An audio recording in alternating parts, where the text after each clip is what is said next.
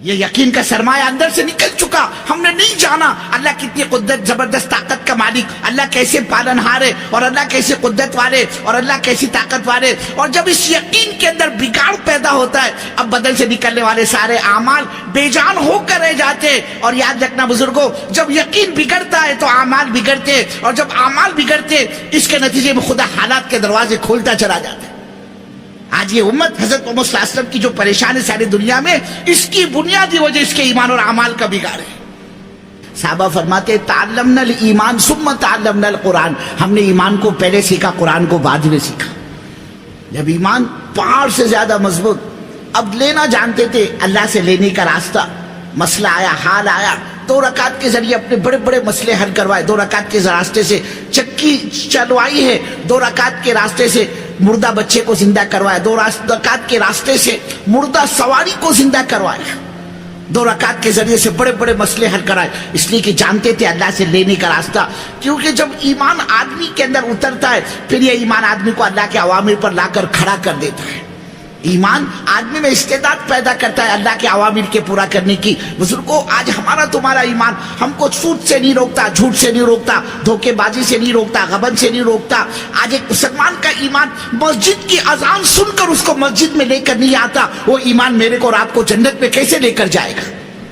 جو ایمان آدمی کو حرام کمائی سے نہ روکے, وہ ایمان آدمی کو جنت میں کیسے لے کر جائے گا؟ جو ایمان آدمی کو خدا کی نافرمانی سے نہ روکے, وہ ایمان آدمی کی نیا پار کیسے لگائے گا؟ وہ ایمان کی خاصیت ہے. جب آدمی کے اندر یہ اترتا ہے 100% ایمان آدمی کو اللہ کے اطاعت پر لا کر کھڑا کر دیتا ہے. کہ رات کو پردے کی آیت نازل ہوئی, اور صبح دن میں مدینے میں ایک عورت بغیر پردے کی نظر نہیں آتی تھی. شراب کے شوقین, شراب کے عاشق, شراب کے دلدادہ صحابہ, اس لیے کہ احکامات سب بعد میں آئے. سب سے پہلی جو محنت ہوئی ہے صحابہ کے دلوں پر, وہ اس یقین کے مایا کے بنانے کی محنت ہوئی. جب یقین بنا, اب اعمال احکامات آنے شروع ہو گئے. تو ابھی شراب کی حرمت نہیں آئی, شراب پی جا رہی ہے, اور عزت کا معیار شراب بنی ہوئی ہے.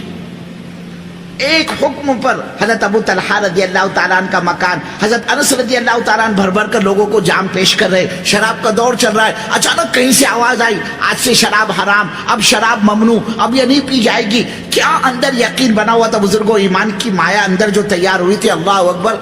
سب سے زیادہ عاشق اور شوقین صحابہ شراب کے تھے. ہمارے تمہارے یہاں پیدا ہونے بچے کو جیسے گٹی چٹائی جاتی ہے, ویسے وہاں پیدا شدہ بچے کو شراب چٹائی جاتی تھی. عزت کا معیار شراب تھا. جس کے پاس جتنی زیادہ پرانی شراب ہو اتنا قابل احترام سمجھا جاتا تھا.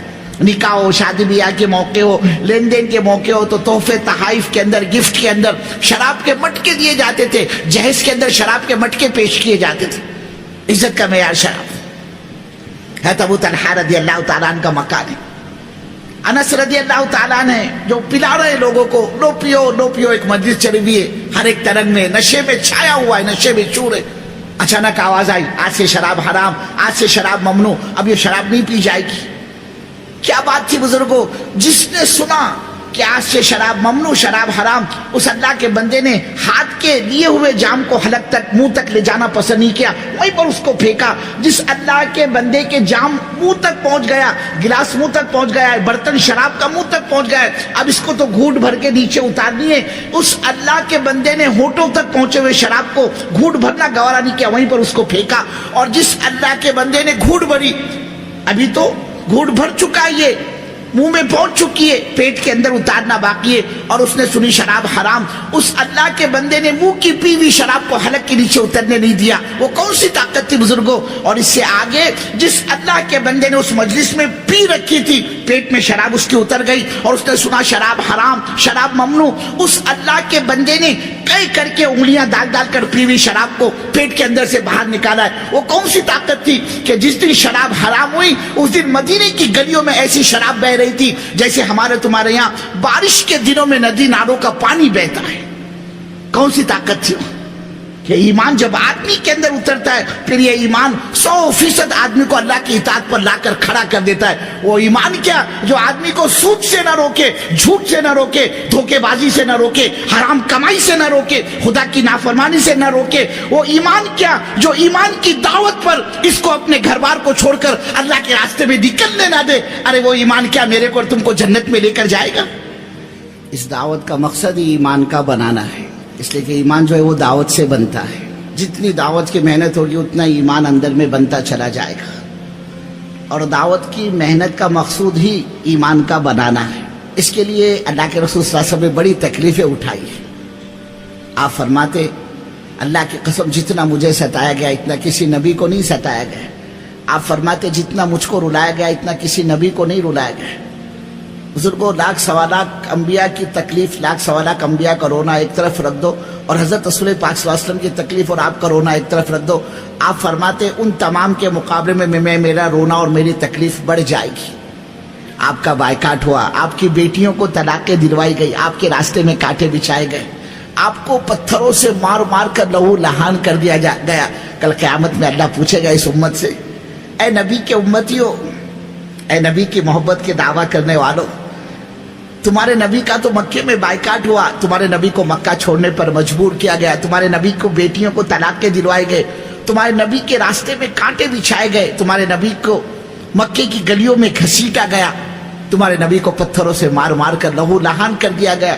تم اپنے کو نبی کا عاشق بتلاتے ہو. ارے جس زمانے میں, جس صدی میں ہمارے حضرت محمد صلی اللہ علیہ وسلم کے دین کے جنازے اٹھ رہے تھے, دین مٹ رہا تو اس وقت تم کہاں تھے؟ بزرگوں ہم اللہ کو کیا منہ دکھائے گے, اللہ کو کیا جواب دے گی؟ اس نبی نے ہماری خاطر تکلیفیں برداشت کی. مکے کے بازار لگے ہوئے, قافلے آئے ہوئے ہیں, حج کا موقع ہے. اللہ کے نبی صلی اللہ علیہ وسلم کے قافلے والوں سے بات چیت کر رہے ہیں اور ان کو اللہ کی مدد کی طرف متوجہ کر رہے, ان کو ایمان کی دعوت دے رہے. کوئی سننے کو تیار نہیں. آپ نے قبیلے سے بات کرنی شروع کی. دوسرا مکے کا رہنے والا اس قریب سے گزرا, اس نے حضور پاک صلی اللہ علیہ وسلم کو بات کرتے ہوئے دیکھ کر کہا قبیلے والوں سے, کہہ رہے بھائی یہ آدمی تو پاگل ہے. اشارہ کیا اس نے, پاگل کی بات کو نہ سنیے. انہوں نے حضور پاک صلی اللہ علیہ وسلم کے ہاتھ کو جھڑک دیا اور آپ کو ہاتھ پکڑ کے آگے بڑھا دیا. اللہ کے نبی ہیں, آپ فرما رہے کوئی ہے میری مدد کرنے والا, کوئی میری بات کو سننے والا؟ کوئی سننے کو تیار نہیں. اللہ کے نبی صلی اللہ علیہ وسلم نے دیکھا ایک قافلہ ایک کنارے کو قریب کو بیٹھا ہوا ہے. آپ اس کے پاس پہنچے, اس سے بات چیت کی, اللہ کے دین کی طرف متوجہ کیا. ان قافلے والوں نے کہا بھائی صاحب آپ کی بات ہم کو اچھی لگی, لیکن ہمارا سردار ہے, اگر وہ آپ کی بات کو قبول کر لے تو ہم بھی آپ کی بات ماننے کو تیار ہیں. یہ کہہ کر ان قافلے والوں نے اللہ کے رسول صلی اللہ علیہ وسلم کو اپنے قریب بٹھایا. آپ کو اطمینان ہوا چلو اس مکے کی وادی میں کوئی میری بات سننے والا نہیں, کم سے کم ایک تو قافلہ ایسا ملا جس نے میری بات سنی. اللہ کے رسول وہاں تشریف فرما ہوئے, آپ وہاں بیٹھ گئے. تھوڑی دیر میں اس قبیلے کا سردار آیا اور اس نے حضرت رسول پاک صلی اللہ علیہ وسلم کو اپنے ساتھیوں کے پاس بیٹھا ہوا دیکھ کر اس کے غصے کے وجہ سے چہرے کی رنگت بدل گئی, اس لیے کہ یہ ظالم پہلے سے اللہ کے رسول صلی اللہ علیہ وسلم کو جانتا تھا. جو ہی دیکھا اس نے حضور پاک صلی اللہ علیہ وسلم کو اپنے ساتھیوں کو پاس بیٹھا ہوا, ظالم کہنے لگا اس شخص کو, اس آدمی کو یہاں کس نے بٹھایا, یہ کیوں بیٹھا ہمارے اپنے آدمیوں کے پاس؟ جب اس کو پتا چلا سردار کو کہ اس کے اپنے آدمیوں نے حضرت رسول پاک صلی اللہ علیہ وسلم کو اپنے پاس پناہ دیے, بٹھایا ہے, جگہ دیے, یہ ظالم کہنے لگا اگر میری قوم اس آدمی کو اپنے پاس نہ بٹھاتی تو میں سب سے پہلے اپنی اس تلوار سے اس کی گردن مار دیتا. اور بدبخت آگے کہتا ہے اگر میری نگاہ میں کوئی گھٹیا قسم کا, ذلیل قسم کا کوئی شخص ہے نعوذ باللہ مکے میں تو یہ محمد ہے صلی اللہ علیہ وسلم. ایک امید تھی بزرگوں, اس پر بھی پانی پھر گیا. آپ نے کوئی جواب نہیں دیا. آپ وہاں سے نکلے, اپنی اونٹنی پر سوار ہونا چاہ رہے تھے. آپ جیسے اونٹنی پر سوار ہونا چاہا آپ نے, اس ظالم بدبخت سردار کے ہاتھ میں نیزہ تھا, اس نیزے سے اس نے اونٹنی کو چبویا اور وہ اونٹنی بتکی اور حضرت رسول پاک صلی اللہ علیہ وسلم اونٹنی پر سے زمین پر چاروں خانے چت آپ گر پڑے. اس نے اونٹنی کو اچھلوایا اور حضور پاک صلی اللہ علیہ وسلم کو نیچے گرایا. آپ اپنے دامن کو جھاڑتے ہوئے اٹھتے ہیں اور اونٹنی کی نکیل پکڑ کر آپ آگے بڑھتے ہیں. جب قبیلے نے دیکھا, قوم نے دیکھا کہ ہمارے سردار نے تو یہ معاملہ کیا ان کے ساتھ, ان میں ایک بدبخت آیا اور اس نے اللہ کے رسول صلی اللہ علیہ وسلم کے گریبان پر ہاتھ ڈالا اور آپ کے چہرے مبارک پر تھوکا. دوسرے بدبخت نے حضرت رسول پاک صلی اللہ علیہ وسلم کے کپڑے پھاڑنے شروع کر دیے اور تیسرے بدبخت نے مٹی اٹھائی اور اللہ کے رسول صلی اللہ علیہ وسلم کے سر مبارک پر ڈالی. کپڑے آپ کے پھٹے ہوئے ہیں, چہرے پر تھوکا ہوا ہے, بدن غبار آلود ہے. آپ کی سب سے چھوٹی بیٹی حضرت زینب رضی اللہ تعالیٰ عنہ کو پتا چلا مکے میں ابا جان کے ساتھ یہ حال ہوا ہے. یہ ہاتھ میں مٹی کا پیالہ پانی بھرا لے کر پہنچتی ہے, اپنے ابا کی صورت کو دیکھ کر اپنے باپ سے لپٹ جاتی ہے اور اپنے معصوم ہاتھوں سے, اپنے دوپٹے سے اپنے باپ کا چہرہ پوچھتی ہے اور روتی ہے اور پوچھتی ہے ابا سے, ابا جان یہ مکے والے آپ کو کیوں مارتے ہیں؟ ابا یہ آپ کے ساتھ یہ حال کس نے کیا؟ ابا جان آپ کے کپڑے کس نے پھاڑے ہیں؟ ابا آپ کے چہرے پر کس نے تھوکا ہے؟ ابا آپ نے ان مکے والوں کا کیا کیا ہے جو یہ آپ کو مارتے ہیں, آپ کو ستاتے ہیں؟ بیٹی کو روتا ہوا دیکھ کر باپ نے بھی رونا شروع کر دیا. باپ بھی روئے جا رہا ہے اور بیٹی بھی روئے جا رہی ہے. آخر میں اللہ کے نبی صلی اللہ علیہ وسلم نے اپنی بیٹی کے آنسو پوچھے اور کہا بیٹی تو اپنے باپ کی فکر نہ کر, بیٹی تو اپنے باپ کا غم نہ کر, بیٹی تیرے باپ کا لایا ہوا دین خدا ایک نہ ایک دن ہر کچے پکے مکان میں داخل کر کے چھوڑے گا. کوئی عزت کے ساتھ قبول کرتا ہے تو عزت سے, ورنہ ذلیل ہو کر اس کو یہی پر آنا پڑتا. بزرگوں بڑی تکلیفوں کے بعد یہ دین اللہ نے ہم تک پہنچایا ہے. اب یہ ہم سب کی ذمہ داری ہے, اس لیے کہ آج امت نے اس کام کو کام نہیں سمجھا, آج امت نے اس کام کو کام نہیں بنایا. لوگ سمجھتے بھائی یہ دعوت و تبلیغ کا کام یہ تو بیکار لوگوں کے کرنے کا کام ہے. میں تو کوالیفائڈ آدمی, میں تو پی ایچ ڈی, میں تو ایم کام, میں تو ڈاکٹر صاحب اور میں تو وکیل صاحب, اور میرے کو تو سر کھجانے کی فرصت نہیں. اللہ کی قسم, اللہ کی قسم, اللہ کی نگاہ میں سب سے بڑا مجرم وہی ہے جو اللہ کے دین سے اپنی جان بچاتا ہو. سب سے بڑا مجرم ہے. آج ہمارے پاس وقت نہیں مسلمان کے لیے بول, مسلمان کے لیے جملے. حالانکہ اس امت کا ایک ایک فرد اللہ کے دین کا ذمہ دار ہے. کل قیامت میں چاہے ایم کام ہو, چاہے LLB ہو, چاہے پی ایچ ڈی ہو, چاہے صدر صاحب ہو, چاہے گورنر صاحب ہو, چاہے وکیل صاحب ہو, چاہے مفتی صاحب ہو, چاہے مولوی صاحب ہو, چاہے بزرگ ہو, وہ ڈاکٹر ہو, چاہے انجینئر ہو, چاہے وہ مونگ پھلی بیچنے والا ہو, چاہے وہ ٹیکسی چلانے والا ہو, چاہے وہ سبزی ترکاری کا تھیلا لگانے والا ہو, کل قیامت میں اللہ کا ہاتھ ہوگا, اس کا گریبان ہوگا اور اللہ اس سے پوچھیں گے ہمارے نبی کی دھجیاں اڑائی گئی, ہمارے نبی نے تکلیفیں برداشت کی, تم اپنے کو نبی کا عاشق, نبی کا امتی بتلاتے ہو, ذرا یہ تو بتلاؤ تم نے نبی صلی اللہ علیہ وسلم کے دین کے لیے کیا کیا؟ پھر اللہ کا جواب دینا بھاری ہو جائے گا. آج امت کا حال یہ ہے, امت شراب پینے کو گناہ سمجھتی ہے, امت منہ کالا کرنے کو زنا کو گناہ سمجھتی ہے, امت حرام کمائی کرنے کو گناہ سمجھتی ہے, امت دعوت کی محنت کو چھوڑنے کو گناہ نہیں سمجھتی. حالانکہ سب سے بڑا گناہ, سب سے بڑا جرم عظیم دعوت کی محنت کو چھوڑنا ہے.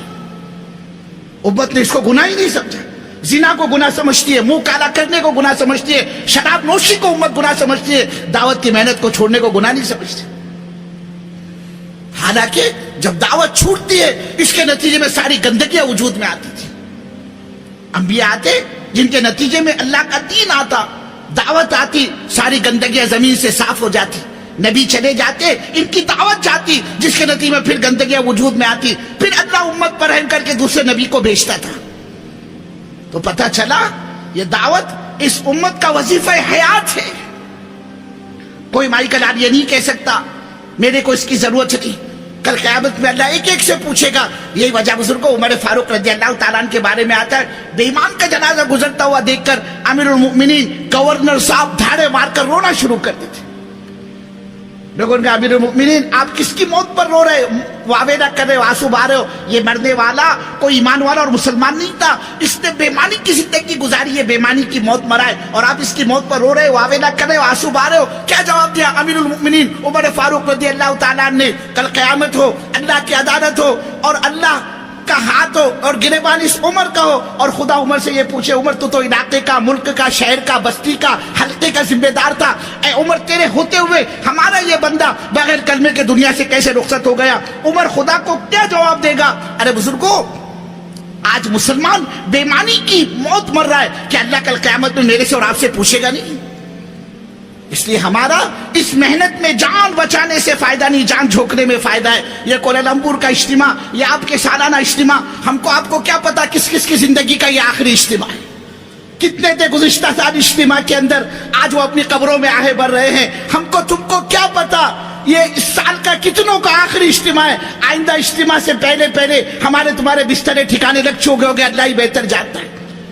اس لیے بزرگوں، اب تک کے غفلت اور سستی اور کوتاہی کو اللہ معاف فرمائے، اور یہ پورا مجمع طے کر لے انشاءاللہ اس دعوت کی مبارک محنت کو ہم زندگی کا مقصد بنائیں گے اور موت تک اس کام میں اپنے کو لگائے رکھیں گے۔ ایک طرف تو نیت کرنی ہے اور دوسری طرف اس کا اظہار کہ زندگی کا کوئی بھروسہ نہیں اور روزی کا مالک اللہ ہے، روزی کا مالک اللہ ہے۔ ایک آدمی صبح سے لے کر شام تک گاڑے مٹی کا کام کرتا ہے، اللہ اس کے مقدر کی دو بوٹی اس کو دیتا ہے۔ بزرگوں، ہم تم حضرت محمد صلی اللہ علیہ وسلم کے دین کا کام کریں گے، اللہ میرے کو تم کو کیسے بھوکا مارے گا؟ اللہ کی کوئی غیرت ہے نہیں، اور سب سے بڑی غیرت اللہ کی ہے۔ کچھ نہیں تھا صحابہ کے پاس میں، اپنی غربت کو اللہ کے دین پر لگایا، اللہ نے دنیا میں اتنا دیا، پھاوڑوں سے سونا کاٹ کاٹ کے تقسیم کیا ہے صحابہ نے، پھاوڑوں سے اپنی ذلت کو اللہ کے دین پر لگایا۔ اللہ نے دنیا میں ایسی عزت دی جن سے بکریاں نہیں چرائی جاتی تھی، اللہ نے ملکوں کے گورنر یا ان کے قدموں میں ڈاکے ڈالے۔ اس کے لیے بزرگوں، جس طرح اطمینان کے ساتھ، سکون کے ساتھ اس پورے مجمع نے بیٹھ کر بات سنی ہے، اللہ آپ کے آنے کو، اللہ آپ کے بیٹھنے کو، اللہ آپ کے سننے کو، اللہ آپ کے جمع ہونے کو بے انتہا قبول فرمائے۔ اب آخر میں گزارش اس بات کی، جب تک دعا نہ ہو جائے، جب تک تشکیل مکمل نہ ہو جائے، جب تک یہاں کے اعلانات مکمل نہ ہو جائے، ہمارا کوئی بھی ساتھی، ہمارا کوئی بھی بھائی اللہ کے واسطے اٹھ کر جانے کی فضا نہ بنائے۔ مجمع میں سے اٹھ کر جانا پوری تشکیل کو خراب کرنا ہے۔